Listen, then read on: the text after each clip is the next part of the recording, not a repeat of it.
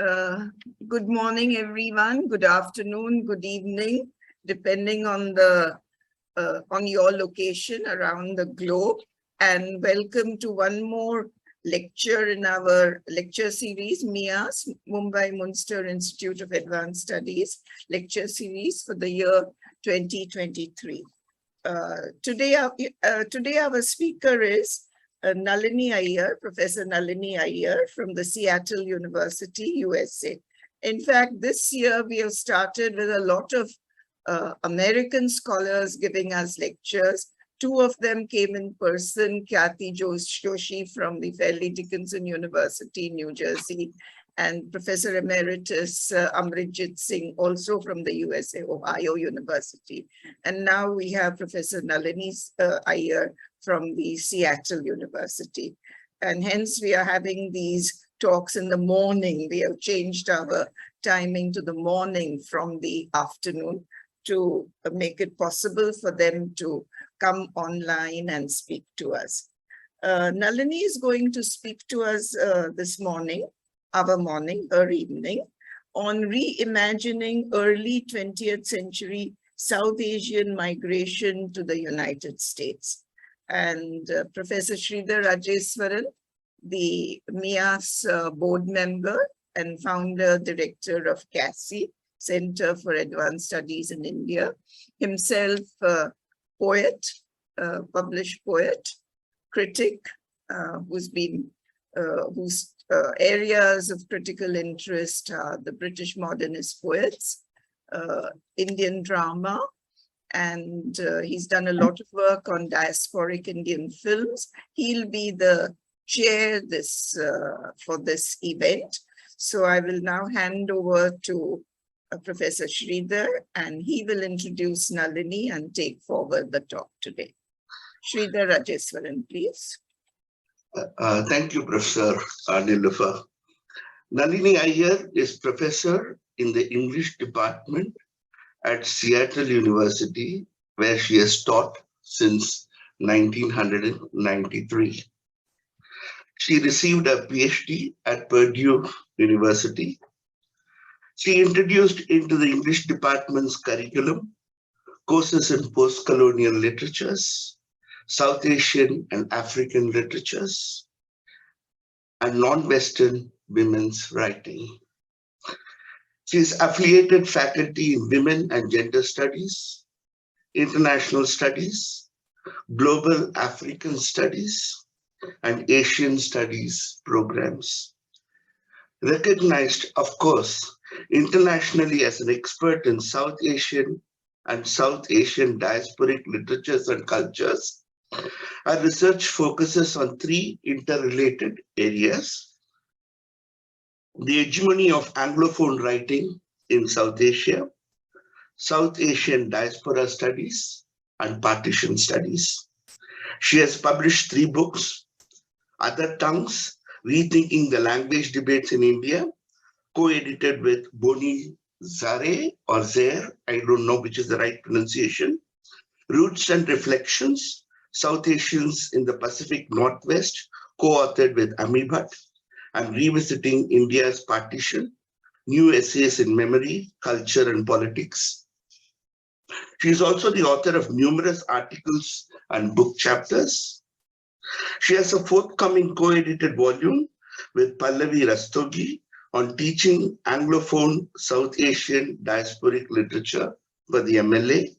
She is also working on a monograph that examines racialization in South Asian American literature, an extract of which this talk is. She also serves as editor-in-chief for South Asian Review, the journal of the South Asian Literary Association, SALA, published by Taylor and Francis. It is noteworthy that in the journal's 40-year history, she is the first woman to serve as editor. She is co-editing a special issue on partition literary legacies with Debali Mukherjee Leonard, and that is expected to be published in 2024.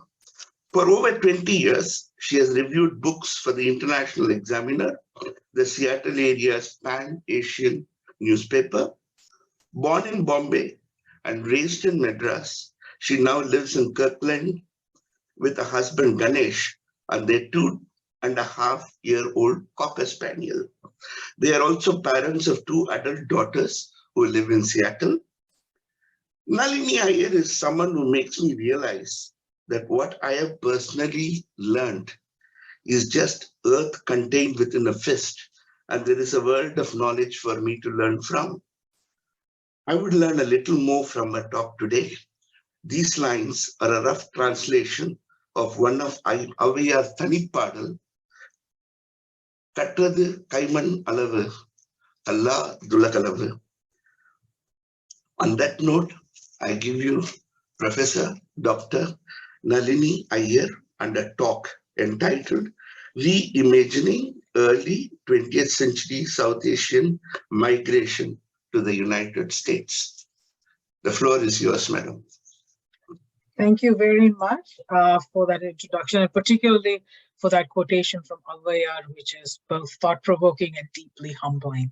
So thank you. I am very honored to be here and somewhat nervous, to be honest, in this galaxy of scholars that MMIAS brings together for these talks. And so it's an honor to be here. I'm going to share my screen. I have a PowerPoint just to make life a little easier to follow, I think, for a talk. Let's see. Here we go. Let's see. All right, here we are. So the talk is Reimagining Early 20th Century South Asian Migration to the United States. And here is the abstract, which is also in the flyer. In the flyer, I had ambitiously thought I was going to talk about one more book, but no, it's not going to happen. I'm going to talk about Chitra Divakaruni's Leaving Yuba City and Rishi Reddy's Passage West. So before I go there, context. This presentation is part of a larger book project which currently exists as a series of fragments. My book focuses on the racialization of South Asians and how that has reflected in the writing of South Asian Americans in the last century, really. For the purposes of this talk, I'm going to draw on Omi and Vinan's understanding of racialization as a process and use this definition from Herbert Gans. Gans says racialization ought to be studied as an economic and a political process. Economic racialization often steers the racialized into bad jobs that is poorly paid, dirty, and dangerous ones, such as selling illegal goods or being sent into military combat. The racialized may also be excluded from the labor market altogether. They are frequently exploited economically in other ways, such as having to pay higher prices for food, shelter, other necessities, loans, and many other goods and services. Political racialization may involve exclusion from various citizenship rights, as well as proportionally high levels of punishment, including incarceration. Racial biases are also built into some government programs that offer benefits from which the racialized are excluded. And this is from a 2016 article in Ethnic and Racial Studies. This quote is particularly appropriate for the time period that I am going to be discussing, which is the pre-World War II migration of South Asians. Gans's definition, as I noted, is significant in the pre-World War II, to describe the pre-World War II era, but racialization shifts over the 20th century, and I won't be touching on the latter half, just this early 20th century.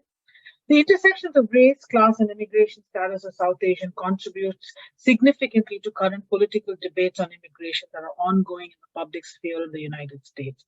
South Asian immigration to North America began more than a century ago, but the numbers increased dramatically after the passage of the Immigration and Nationality Act of 1965, which is sometimes referred to as the Hart-Celler Act. In that period, South Asian immigrants have been writing poetry, political tracts, fiction, drama, film scripts, and producing a multitude of cultural texts that engage questions of immigrant subjectivity from a variety of perspectives. My book proposes that South Asian American writing is shaped by the history of immigration laws, and so the book is divided into 3 broad sections: the period of exclusion up to 1945, 1965 to 2000, that is after the passage of the Immigration and Nationality Act of 1965, which saw a massive surge of migration from South Asia. And post 9/11, I do not focus on the 20-year window between 1946 and 65, when Indians were allowed citizenship but limited to 100 people per year during what is referred to as the barred zone period. In each of these phases, South Asian Americans have been racialized differently. Some scholars will argue that using immigration law to frame South Asian American experiences overlooks the globality of empire that spurred the movement of labor to the Americas, starting with the indenture in the 1800s and the transnational scope of resistance to empire.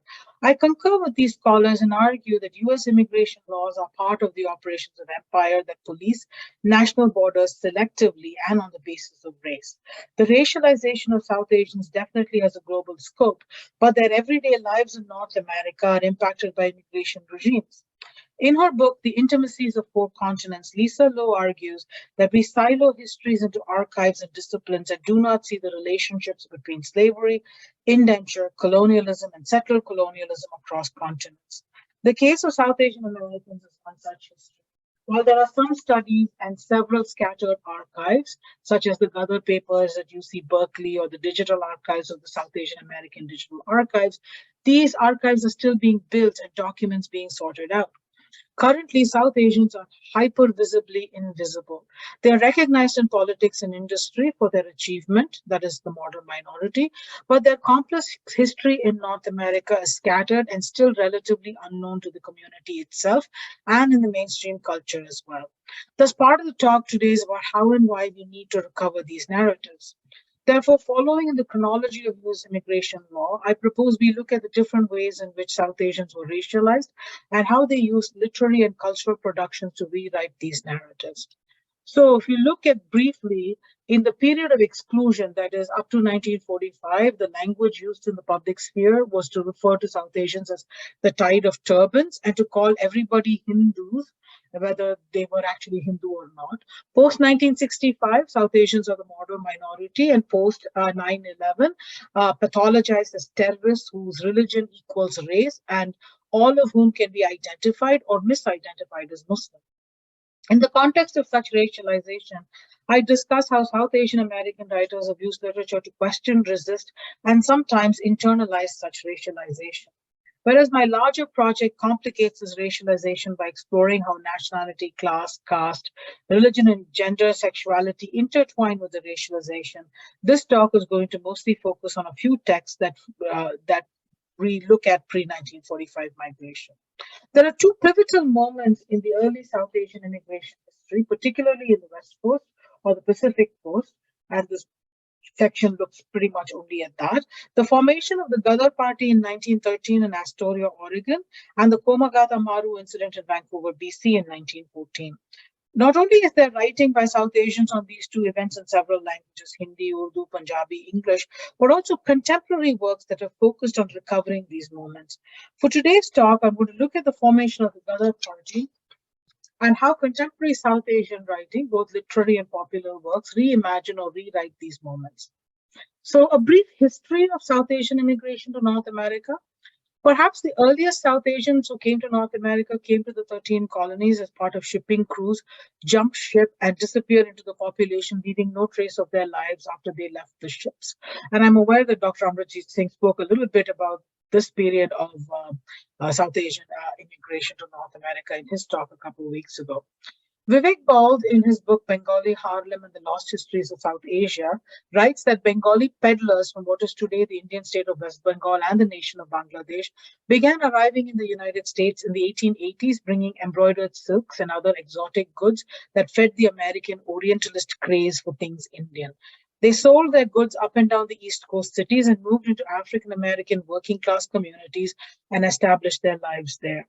During World War I, many Indian maritime workers who labored under near indentured conditions on British ships jumped ship and using clandestine networks escaped into the industrial belt where they worked in steel and munitions factories that were starved for workers.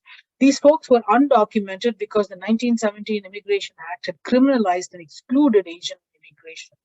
On the West Coast, the migration began in the 1890s when agricultural workers from the Punjab, mostly Sikh and Muslim people, but they were always called Hindus, arrived in British Columbia to work on farms and in the timber industry.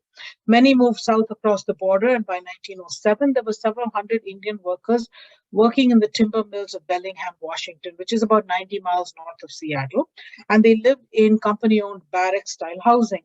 They worked for lower wages, and on Labor Day 1907, white workers rioted, demanding that these Hindu or Indian laborers be dismissed, and using a flimsy excuse of disrespect to white women watching the Labor Day parade, the white workers attacked the Indian workers in their homes, set fire to the barracks, and threw people out and beat them. The Indians were rounded up for their own safety by the police chief of Bellingham and put into a county jail for protection, subject to a kangaroo court inquiry the next morning, and then deported from the city on the first train passing through. The Indian laborers experienced such violence up and down the West Coast as they moved from timber town to timber town, seeking work but encountering local rage. In 1913, they formed the Gadar Revolutionary Party in Astoria, Oregon, to fight British imperialism at home and racist immigration laws in the US and Canada. Joanna Hogden, a historian, notes that compared to British Columbia and Washington and California, the state of Oregon did fight racism and prosecuted people who perpetrated racial violence against South Asians, but they also enacted exclusionary laws that ensured Asian immigrants never received citizenship. So the message was that what Vijay Prashad has characterized in the Karma of Brown Folks as give us your labor but not your lives approach. Experiencing exclusion laws, alien land ownership laws, and anti-miscegenation laws, South Asian immigrants eventually settled in the Sacramento area of California and in the Imperial Valley. Although South Asians were able to get citizenship starting in 1946, the number of people allowed into the country because of barred zone or country-based restrictions on immigration remained small, about 100 people from India each year. In this period of exclusion, South Asians were referred to as Hindus, even though many were Sikh and Muslim, and newspapers spoke of the tide of turbans, referring to them as a problem, not unlike the term yellow peril that was used for Chinese immigrants. Indian immigrants were characterized as undesirable migrants. Immigrants at this time on the West Coast were either agricultural laborers or students, and despite the class differences between the groups, they worked together to challenge imperialism globally. They were not very large in number, but they were hyper-visibly invisible in that their distinct clothing and culture rendered them visible, yet the specificities of their lives were invisible, and they were all lumped into a category of Hindus when they were predominantly Sikh and some Muslim and Hindu immigrants, mostly from Punjab.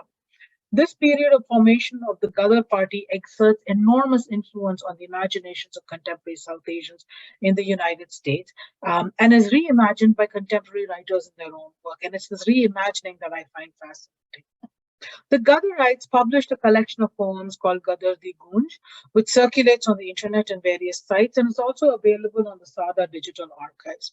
Jane Singh did a dissertation in 1990 on these poems from UC Berkeley, in which she not only translated these poems, but also analyzed their poetics. My interest here is not in analyzing the original poems, but in exploring how they influence contemporary writers. To this end, I've chosen one that appears online in a 2013 publication by the Asian American Writers Workshop, which asks 4 South Asian poets of today to do poetic responses to Gadar poetry to mark the 100th anniversary of the formation of the Gadar Party. My example is Ali Mir's translation of a well-known poem by Kartar Singh Sarabha, and then his own poetic response to Kartar's poem. So this is Kartar Singh Sarabha's poem as translated by Ali Mir. I'm not going to try to read the original. I will read the translation. If they ask you who you are, tell them that your name is Rebel, that your occupation is to wipe out tyranny, that your work is to create Gadar, and this is your namaz and your sandhya, that this is the way you worship, that this is your only true religion, that this is your Khuda and this is your Ram. That's a translation by Ali Mir. The Gadar Di Gunj poems exhorted a subject people in South Asia and in the United States to rise up against tyranny. As Maya Ramnath writes in her global history of the Gadar movement, how the Gadarites were positioned as immigrants living in the US calling for liberation in India, allowed them to, quote, articulate American class and race relations to the economics and geopolitics of empire by linking the grievances of discrimination against a low-wage immigrant labor force to the colonized status of their home country, unquote. These poets wrote in Punjabi and Urdu, and Ved Prakash Watuk has argued that their work follows a folk poetry in terms of poetics. These contemporary poets, invited by the Asian American workshop, Ali Mir, Bushra Rahman, Purvi Shah, and Syed Mohammad Shahid, respond to specific Gadar poems and craft their own verse in relation to resistance movements of the present. Thus, Gadar is seen as inspiring a radical global resistance. Ali Mir's poem, inspired by Kartar Singh Sarabha, asked the reader to take up the cause of global protest in his poem, if Kartar could have spoken. Come with us, dear friends, dear comrades, accept our salutations, join us, march and step with us. We are companions on the same path. Pay attention to our radical message. This is Ali Mir's 2013 poem. In the same collection, Bushra Rahman writes from the perspective of a new mother and writes about the need for women of color to fight for rights of new mothers. Purvi Shah's poem draws on the notion of Sandhya or twilight in Kartar Singh's poem to speak of how twilight we find a revolutionary and welcoming home. Her poem is inspired by the struggles of refugees, immigrants, and undocumented people, which she sees as being in a continuum with the struggles of the Gadarites. For these poets, the Gadarites' work is part of a global struggle, part of an American struggle against injustice. They see the Gadarite struggle as one that resists racialization as a subject people or an unwanted race. Perhaps the most well-known sequence of poems on the Gadar period is from Chitra Divakaruni Banerjee. One of her early volumes is called Leaving Yuba City. And this is the cover of Leaving Yuba City. And then the other book I'm going to talk about a little bit later is Rishi Reddy's Passage West, and that's the cover. And I'm going to stop sharing so we can see me. Okay. In Chitra Divakaruni's poetry sequence, she focuses on the fictionalized narratives and the emotional impact of racialization and exclusion felt by the Gadarites. This volume of poetry is organized around thematic clusters with prose poems and lyric poems as primary forms. The clusters focus on diverse themes from a childhood in post-colonial India where a child attends Catholic boarding school and experiences a rupture in her identity to poems inspired by artworks. One such cluster is the Yuba City poems, which are 5 in number. Taken together, these poems tell the story of the city where many Sikhs settled as farmers and begins with the founding of the city and includes poems about a Sikh man's wedding to a Mexican woman, the arrival of brides left behind in India, reuniting after many years with their husbands, to the second generation children's struggle with racism in schools, to the title poem Leaving Yuba City, which focuses on a young Punjabi American girl getting ready to flee her conventional home and community and to find herself as an American. The first poem, The Founding of Yuba City, narrates the arrival, these are all prose poems, by the way, narrates the arrival of Sikh farmers who came to the area after having worked on the railroad.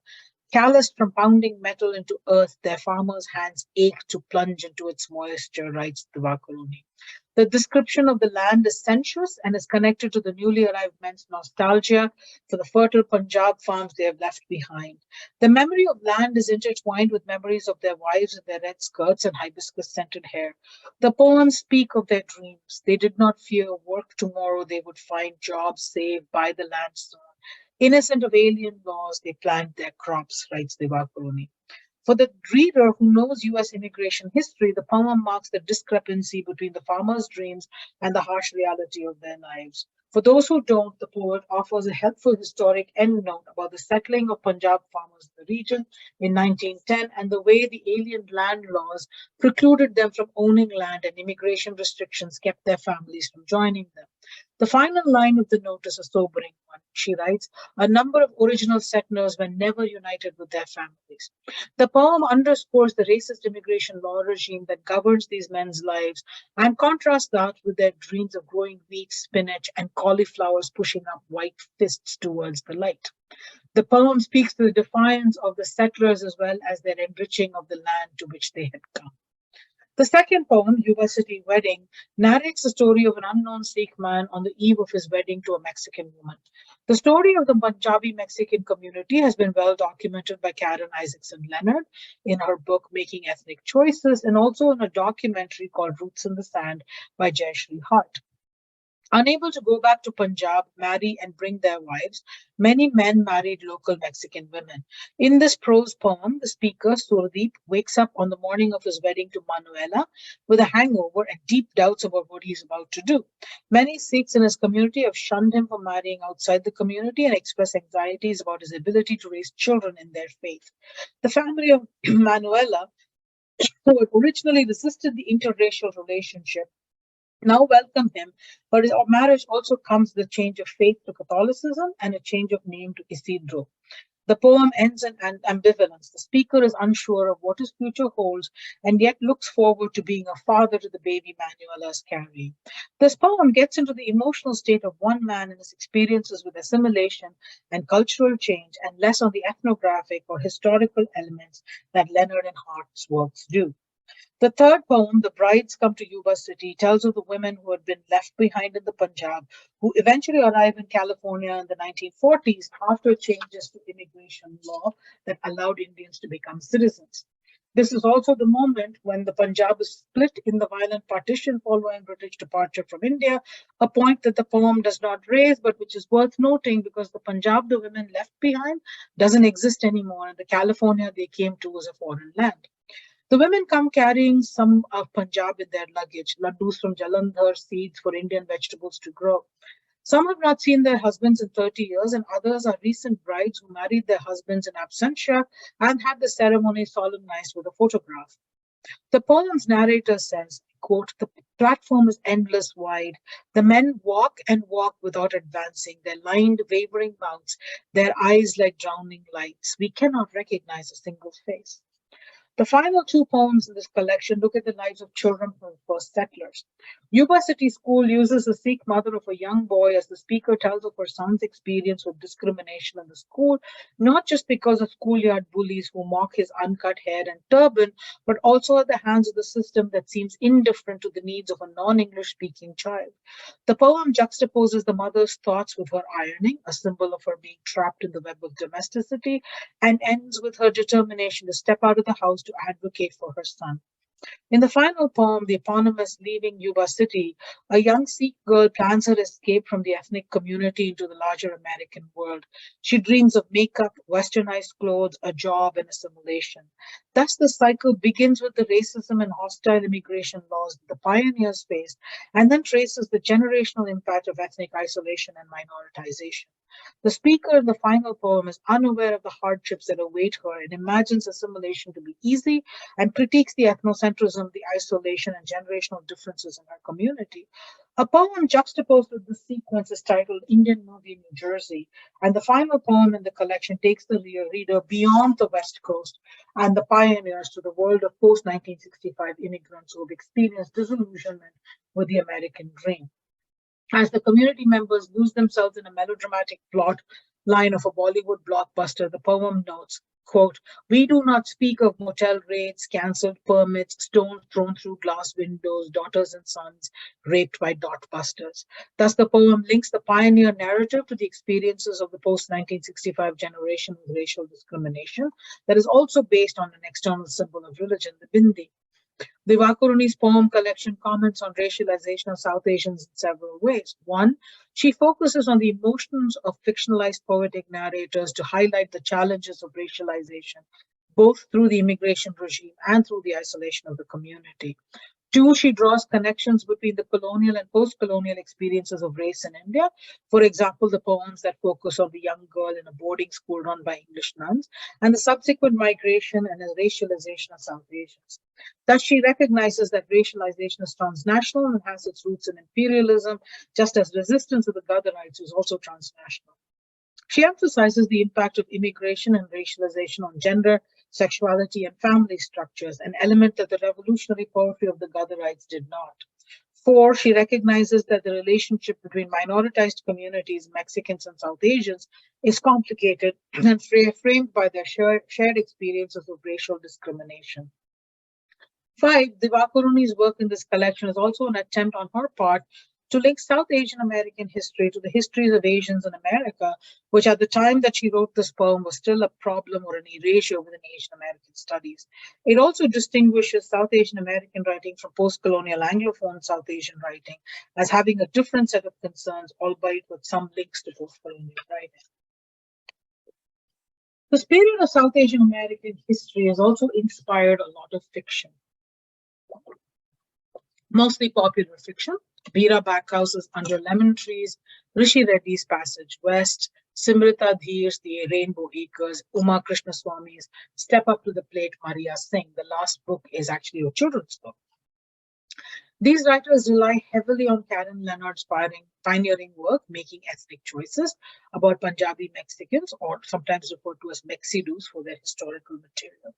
I'm going to spend the rest of this talk doing a detailed discussion of Rishi Reddy's novel, Passage West. Reddy is an attorney by training, and this is her second book. It came out in 2020, by the way. The novel comes out in the middle of the pandemic and garnered some recognition for its work on this historical moment. It is framed as a flashback narrative in which a character, Ram Singh, living in 1974 California, is sorting out his complicated feelings about the death of Karak Singh, his friend. He's asked by Karak's daughter to offer a eulogy, and he hesitates and says he'll think it over. This experience triggers a flashback to his meeting with Karak Singh and thus unfolds the story of how the Sikh farmers in the Imperial Valley experienced life in early 20th century California. We learned that Ram arrived in the Imperial Valley battered and bruised after an attack on South Asian timber workers in a fictional town called Hambleton, Washington. This episode draws heavily from the 1907 attack on timber workers in Bellingham, which I discussed earlier in this talk, and the subsequent eviction of Indians from the area. Upon arrival, Ram is cared for by Jeevan Singh, a local prominent man, his wife Kishan Kaur, and Karak Singh, a kinsman. Karak and Jeevan persuade Ram to join them in farming as sharecroppers on a white man, Eggenberger's farm. This white man is kind and fair, and the Sikh farmers are hardworking, knowledgeable, and successful. Their partnership is mutually beneficial. The narrative tells us of Ram Singh's life in the Jalandhar district as a cotton farmer in British India and his experience in irrigation and cotton cultivation, the many financial demands on his extended family that compel his migration to the United States to support them, and his long separation from his wife and son. Reddy weaves the story of Ram, Karak, Jeevan, Kishan, and Jeevan's nephew Amarjeet to outline the legal and social experiences of racialization that these early immigrants underwent.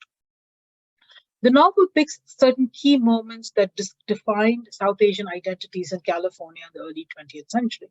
The violence against Indian immigrants, the brutal immigration laws that did not allow Indian men citizenship and which precluded them from traveling back to India or to bringing their wives, the First World War, the anti-miscegenation laws that made it difficult for Indian men to marry women from outside their community, the ambivalence of racial identity of Indians underscored by the Bhagat Singh Thind case, the alien land laws, the shift in California agriculture from individual landowning to corporate agribusiness land ownership. As noted earlier, Ram Singh arrives in the Imperial Valley, having just managed to escape the violence in Hamilton, Washington. Not only is he physically severely injured, but also suffers from PTSD. As the narrative unfolds, we learn that Ram and his friends walked around the city of Hamilton on their day off, and they often would walk by a cinema theater where a young white woman sold tickets. Ram, young, lonely, and separated from his wife, often admired the woman from a distance and imagined that she might be attracted to him. One day on his way back to his living quarters, he's attacked by several burly white men and injured badly. He thinks it might be because the men had noticed him eyeing the woman.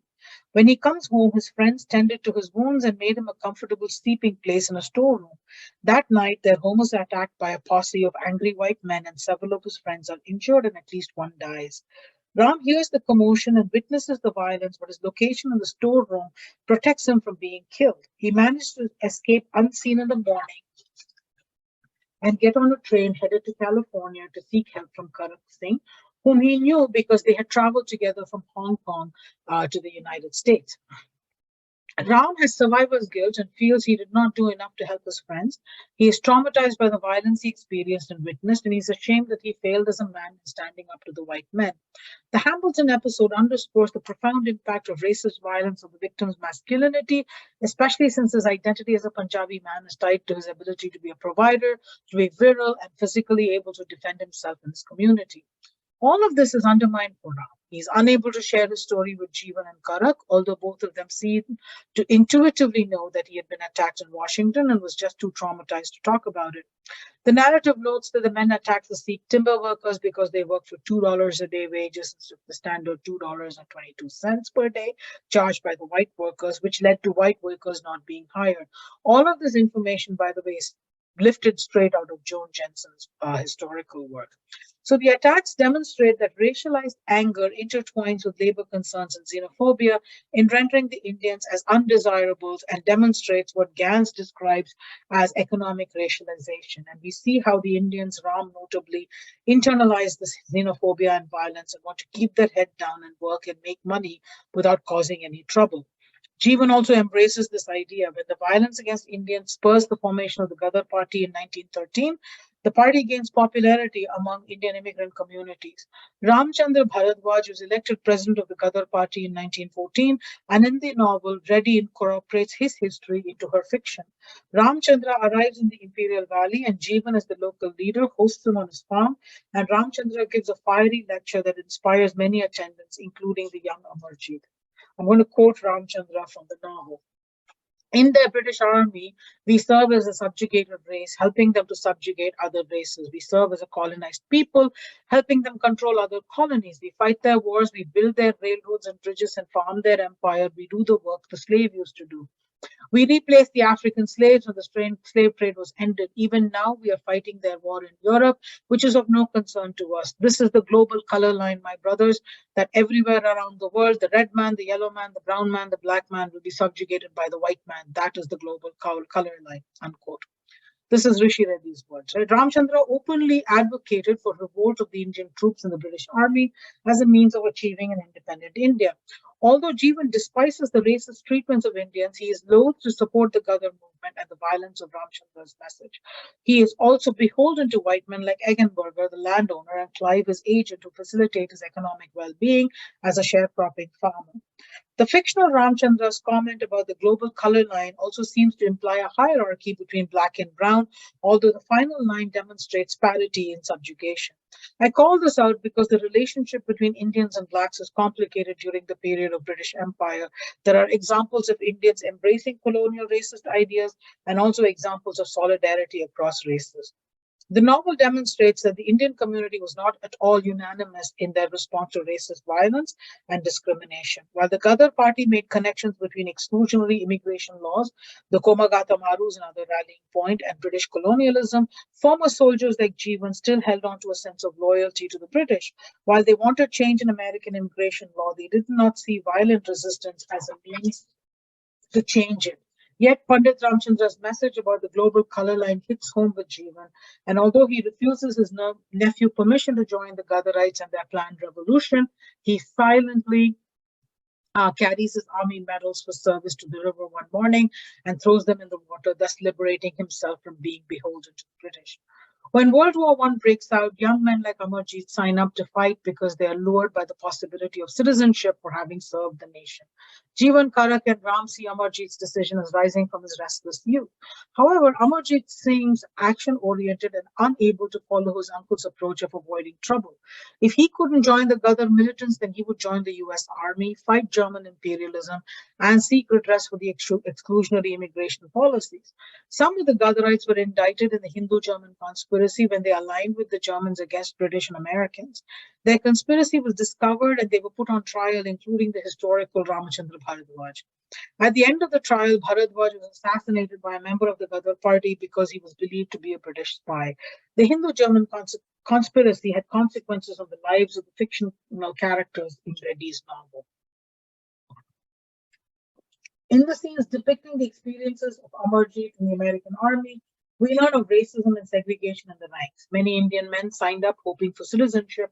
So does Amarjeet's friend and neighbor Harry or Haruo Murayama, a Japanese American born in the US, to immigrant parents who are also unable to gain citizenship as Asians and like Jeevan are sharecroppers. Harry and Amarjeet discover that their white classmates who also signed up are suspicious of them and that the black soldiers fight in segregated regiments. As Asians, they occupy a middle space belonging to neither group. They do meet other Asian recruits and form some bonds. Reddy has a fictional character's life intersect with another historical figure, Bhagat Singh Thind, who had joined the US Army in Fort Lewis, Washington, fought bravely for the Americans, and then challenged the citizenship laws all the way to the Supreme Court. He invites Amarjeet after the end of the war to join his campaign for citizenship. The declaration by the US Supreme Court in 1923 on the Thind case, declaring Indians to be non-white and ineligible for citizenship, triggers the alien land laws which forbade non-citizens from owning land.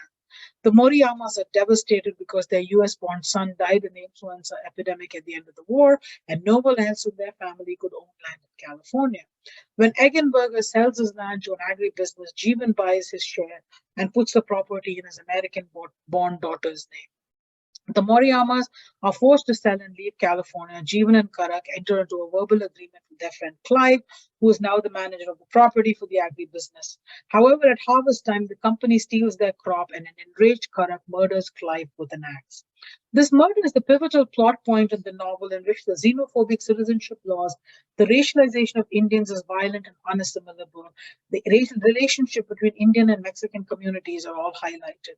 This narrative is based on a real event, the murder of one Pakar Singh in 1925, by Pakar Singh in 1925 of two white men who worked for an agribusiness with whom he had a verbal agreement. In an article on this event, Karen Leonard outlines the details. The company and its agents stole Singh's lettuce crop and he shot them and then hit them with an axe. The only witnesses were Mexican farm workers. There was no legal redress for Singh because of the alien land laws. Singh was accused of first-degree murder. The Mexican workers had long gone away to seek work elsewhere, and their testimony, when found, was confusing. And Singh was sentenced to 10 years in San Quentin on a second-degree murder charge. Reddy relies heavily on Leonard's archival work, including using interview information from a Sikh man, where the man alleges that the white men before the murder said an Indian's life is only worth a cart of lettuce and that Pakar Singh should take his blanket and go. In depicting Kartar Singh's story, Reddy not only replicates the pivotal moment, but she also creates family ties between Karak Singh and the Mexican farm workers when Karak marries Rosa, the sister-in-law of the foreman of the Mexican crew of workers. Karak, unable to go back to India to find a suitable wife, marries a Mexican woman, like many Punjabi men did, cuts off his hair and beard, and assimilates significantly into the Mexican community. He speaks Spanish fluently. The cuisine blends tortillas, roti, chicken, and beans in a nod to both cultures, and the children are raised Catholic. The narrative also introduces Adela, Rosa's cousin, who fought with Pancho Villa in the Mexican Revolution, and when widowed and discovering the ideals of the revolution being lost, flees to seek refuge with her cousin. Reddy develops a second plot line about Ram's growing romance with Adela, his guilt over that, the disastrous attempt at having his wife try to immigrate to the US, only to be turned away at Angel Island, and Adela's brave testimony at Karak's trial, which saves him from a death sentence.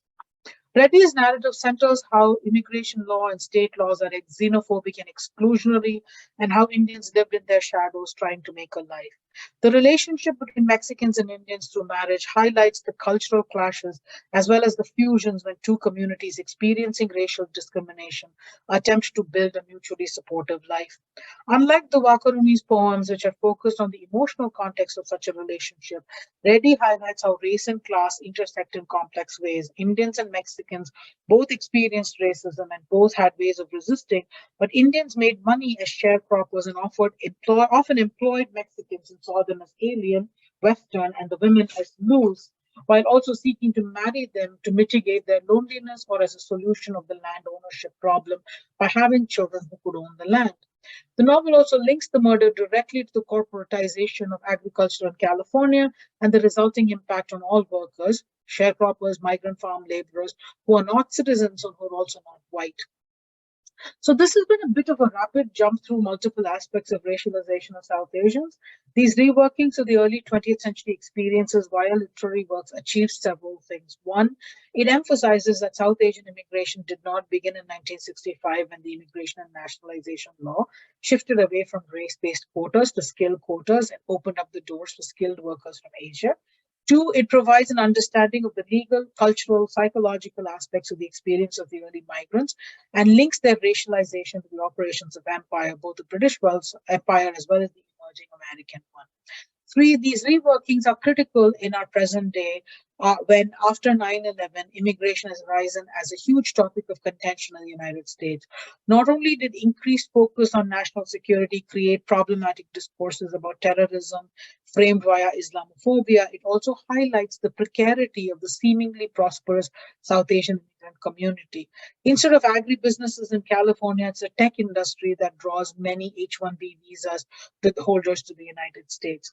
These folks are on a decades-long path towards permanent residency and live in a precarious situation as the recent layoffs in the tech industry have highlighted for us.